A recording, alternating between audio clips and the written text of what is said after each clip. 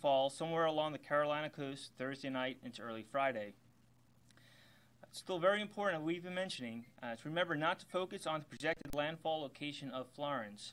While the official track shows landfall along the southern North Carolina coast, the cone of uncertainty still covers most of the South Carolina coastline, indicating a potential landfall along the South Carolina coast is still possible.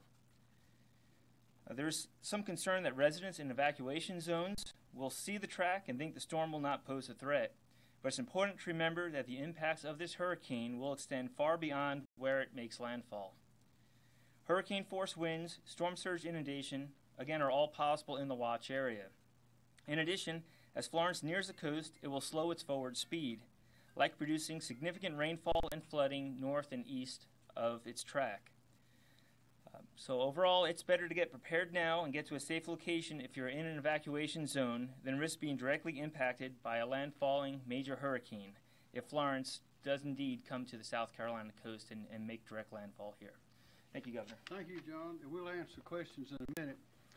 Effective immediately, I have lifted the mandatory evacuation order for all evacuation zones in the following three counties only. They were to go into effect at noon. They will not go into effect. I have now lifted them in three counties only: Jasper, Beaufort, and Colleton. And that is based on the most recent information that Mr. Quayrello just related. Edisto Beach, however, is in Colleton, also within the hurricane watch zone. So Edisto Beach will still be considered at evacuation at 12 noon today under the evacuation order. The latest hurricane watch issued by the National Hurricane Center, as you know, extends along the coast from Edisto Beach all the way up to the North Carolina border and beyond. So that's what we're watching. What is a hurricane watch? As explained, that means that hurricane conditions, and those are sustained winds of 74 miles an hour or more, are possible within that area. A hurricane watch is typically issued 48 hours in advance of the anticipated onset of the hurricane in that area. How about our offices, state offices, and schools? State government offices and schools in Jasper, Beaufort, and Colleton counties, as I mentioned, as well as in Aiken, Allendale, Bamberg, and Barnwell counties and Hampton County will reopen and operate tomorrow, Wednesday, September the 12th, according to the local authorities' direction. We're lifting that order as to them and then only. Also, I have ordered that the lane reversal scheduled to begin at noon today on I-26 in Charleston will start 1 hour earlier at 11 o'clock. It has already started to relieve traffic in that area. The Department of Transportation and Department of Public Safety were able to prepare and secure the lanes for reversal earlier than anticipated, and there's no reason for us not to go ahead and open them up. So they're open now, and traffic is flowing. U.S. Highway 501 in Myrtle Beach is still on the 12 noon today scheduled order for its reversal. Because the planned evacuation has been lifted for Beaufort County, as mentioned earlier, there's no need to reverse those lanes. U.S. Highway 278 and Highway 21 in Beaufort County. There will be no reversal of those lanes there. Department of Transportation presence, a strong presence on those highways, and will monitor the traffic there to ensure normal traffic flow. So let me be clear. The mandatory evacuation is still in place for all the evacuation zones in Charleston County, Berkeley County, Dorchester, Georgetown, and Horry counties. This is still a very dangerous storm. We must take it very seriously. The weather man here and others are all predicting that this is a unpredictable storm, a hurricane, and so we must be vigilant. We are in a very deadly and important game of chess with Hurricane Florence. And what we are doing, Team South Carolina is staying one step ahead. And that's what we've done with the precision of these orders and instructions that we're giving now. Next, I'll call on General Livingston for his report. Thank you, Governor. General? Team South Carolina, all of the departments continue to reposition resources. Director Smith and Secretary Hall will talk specifically about the lane reversal piece, but we are positioning all resources according to the governor's orders, and we're prepared to react to the hurricane in the other counties that are under the evacuation order. We're taking this extremely seriously. This is something we have not seen since Hugo. Even if the hurricane goes slightly north, we'll see effects like we saw in Charleston and Hugo. So this is a very serious storm, and Team South Carolina continues to reposition. We have about 1,800 National Guardsmen on duty right now, and we will continue to increase the mobilization as the storm gets closer. Thank you, Governor. Thank you, General. Secretary Hall. Thank you, Governor. As you know, we are currently looking at our traffic volumes within the Myrtle Beach area as well as the Charleston area, and I'm here to report, as we've reported earlier today, that we are seeing significant traffic increases on the highways coming out of the Myrtle Beach area, in particular along Highway 501, SC9, Conway Bypass, and US 378. We're seeing anywhere from 4 to 6 times normal traffic volumes on those highways, and so the lane reversal on 501 will be just in time to help alleviate that. For the Charleston area, we're seeing approximately 3 times normal traffic volumes on I-26 heading in the westbound direction, and so that lane reversal as well will be just in time to help address some of those traffic flows. Governor. Director Smith.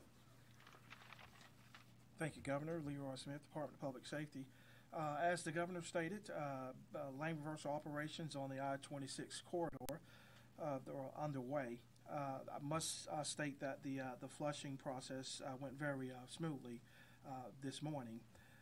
With regard to US 501, the flushing process has started. That started at 11 a.m. this morning, and we anticipate having that lane reversal on the US 501 implemented at 12 noon. Now, I just want to talk a little about that operation. The ingress will be at US 501 at the SC22 where it ends will be at the US 501 Marion bypass. It's about a 30-mile route, and again, the flushing process has begun for that. Our evacuation plan is in full effect.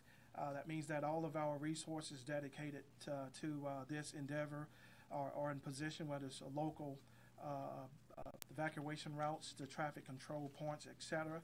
As the Governor alluded to earlier, we will be in a position to monitor and manage the traffic on the US 21 and US 278 highways. Thank you, Governor. Thank you. Kim Stinson. The state emergency response team, our priorities obviously are still evacuation and sheltering operation. You've heard about the evacuation piece, and so we'll talk a little bit about the sheltering piece. Shelters are starting to be opened right now. We've got about 28 shelters that will be opened here shortly, or if not already, and have a capacity of about 25,000 people. And then we can open additional shelters throughout the next couple of days. The full list of the shelters will be updated live in real time on our website at SC, also in our South Carolina Emergency Manager mobile app. Reminder that if you are going to a shelter, and a lot of people elect not to, they go with family and friends or find a hotel room somewhere, but if you go to a shelter, you will need blankets and pillows and comfort items, any medicines that you might have for any chronic conditions. Obviously, you know, things like ID documents and that sort of thing. And then special food, if you have small children or on a restricted diet, there'll be food available, but it may not be, you know, what you necessarily need all the time. And pets, service animals are allowed at the shelters, and there are some shelters that do accept pets, but there are many that don't. But workers will be there if you show up and help you make arrangements for your pet. And also, last item I wanted to mention is our public information phone line, public information phone service is open right now, and it's at 1-866-246-0133. They have Spanish interpreters available if there's a need for that, but it's available right now and operational for evacuation questions, shelter questions, or any other questions that you might have. Thank you, Thank sir. you. Thank you. Any questions? Sorry, what was that number Yes, again? ma'am. There it is. So the lane reversals, how are those impacting folks trying to get gasoline and other supplies to the coast? The Department of Transportation, in cooperation with DPS, we're developing some routing plans specifically for those tankers and special needs that need to get to the coast. So we're working them around the areas that they need to go. Next question. When are you expecting the peak hour? And then kind of what's your precaution to... I mean, those million or so people. Right. And what's your precaution to National Guardsmen and other people that's working along the highway? I'm gonna defer to Secretary Hall in terms of the volume of traffic and so forth. So we're seeing roughly currently about 3 times the normal volume that we expect to see on I-26.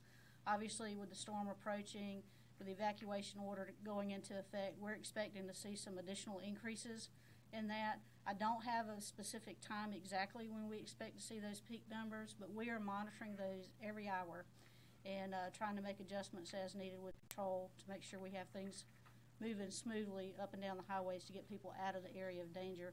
So sometime, late today, early tomorrow as well. Morning time seems to be a common time for people to want to get on the highways. So we're prepared. Whenever the peak comes, we'll be ready to handle it. Thank you, General. Governor. Just a reminder, we will terminate operations 6 hours before the onset of tropical force winds to give everybody, all the workers, a chance to remove the barriers and get into a safe location. Governor, yesterday you mentioned that some of the school buses would be used to ferry people from those evacuation areas. Right. Has that started yet? If so, how can people find out this is going on? Where can they go? They can call that number to get that information, and the others as well. But of course, we're not having, we're canceling that order in those counties that I mentioned earlier. This, a part of our approach to this, part of our team approach to this is to prepare for the worst, but hope for the best. And as the weather has shifted, we are making the precision adjustments to see that we're doing the right thing. But anybody want to comment more on that question? Do you know the specifics? On the local? Yes, sir. It's a local decision with the buses. Go ahead. Yeah. All the local counties, the coastal counties, have plans to transport people without transportation assets themselves to centralized pickup points and then take them to shelters. So the first place to probably call is the county, and many of them have information lines or county emergency management. But if that doesn't work, you can't. Certainly, this number right here will help as well. Governor, following up on your preparation comment, there are those that are saying that you pulled the trigger too early, criticizing you, especially now that some of the order has been lifted. What would you say to that? Well, the order that did not go into effect was lifted. As I say, this is a very dangerous hurricane, and we do not want to gamble with a single life of a single South Carolinian. We live on the coast, so we're going to have hurricanes, and we must take precautions. And everyone agrees this is one of the most dangerous and most unpredictable we've seen, with a force that is even greater than Hugo, which a lot of us remember as being very strong. So we try to operate on the very best and not to inconvenience people when it's not necessary to do so, but also to be sure that our people are out of harm's way and that we've exercised all the logistical implications and everything we need to do to have thousands of public servants that are working to keep the people safe. This is a part of the plan, and you may notice that when we announced the original precautions, we on the lane reversals in Beaufort County, we had those in suspense. That is, they were not ordered to go into effect at noon today as the others were, and that's precisely because the situation in those counties towards the southern part of the state are a little different from the others, and we have now implemented further and refined that plan as you see today. I want to go back to my bus question. So as it stands right now, there are no buses that you guys know of taking people to these shelters? Why don't you do that? I'm sure that's ongoing right now, and that's part of the process. So I just can't tell you for sure, who's moving or what, but that's all part of the process. And right now, the evacuation doesn't start for another 30 minutes, so they probably don't have a lot of business yet, but they probably will later today.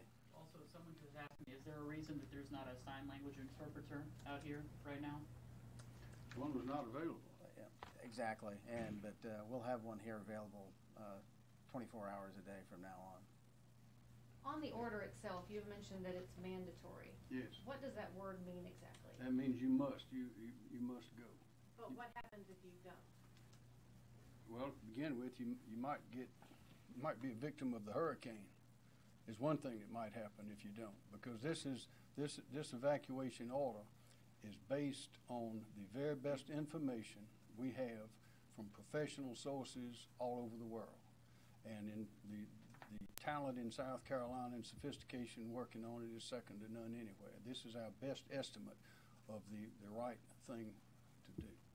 But no one will be put in handcuffs and let Well, away? technically, there have been instances when people have simply refused to leave, where they say, for example, that their house was not going to be flooded, and it turned out the water was up over the roof, and they were invited to get into a boat and to leave, even though they did not want to go.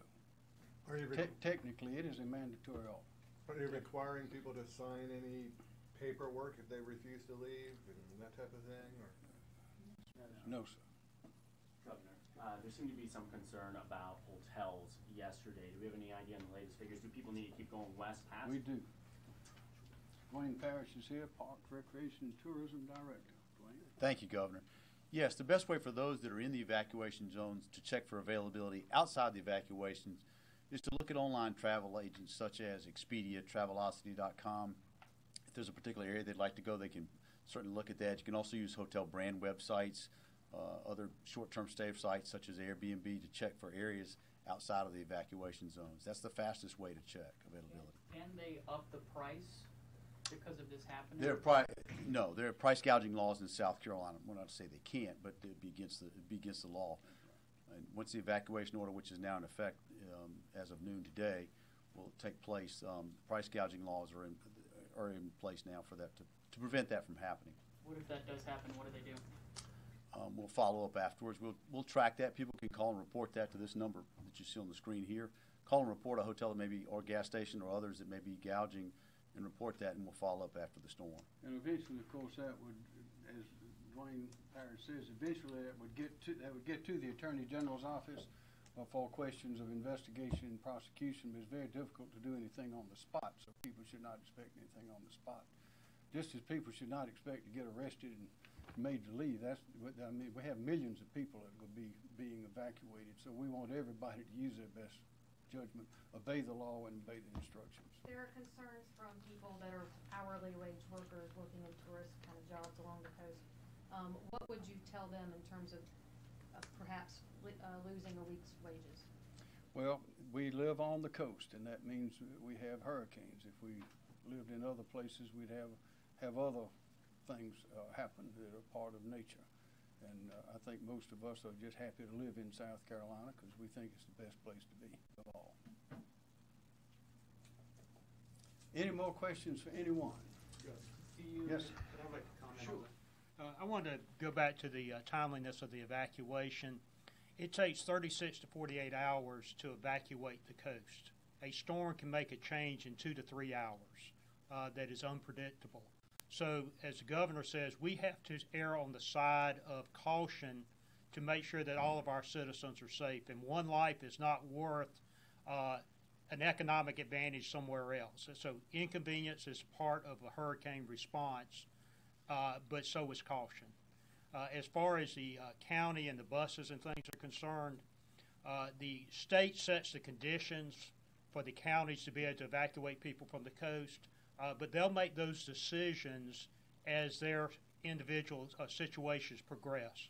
and they'll make the announcements like Charleston is at the North Charleston Arena, but they will open that as they have the need to evacuate people. So please go to the locals for that, and the locals will keep us informed up here. I was a little confused on the lane reversal. So lane reversals on 26 happened at 11 and for Yes. 501 at noon. Yes. Okay. And how long will that continue? Until further notice. Yes, until further notice. But worst case scenario, we must have our officers removed from the routes. We have to retrieve our equipment before the onset of tropical storm force winds. You mentioned some schools would be opening. Do you have plans to close any more schools No, moving sir. forward? No, that order's in effect except for those that I mentioned earlier, those certain counties that would be open. So at this time, no more schools should be closing down.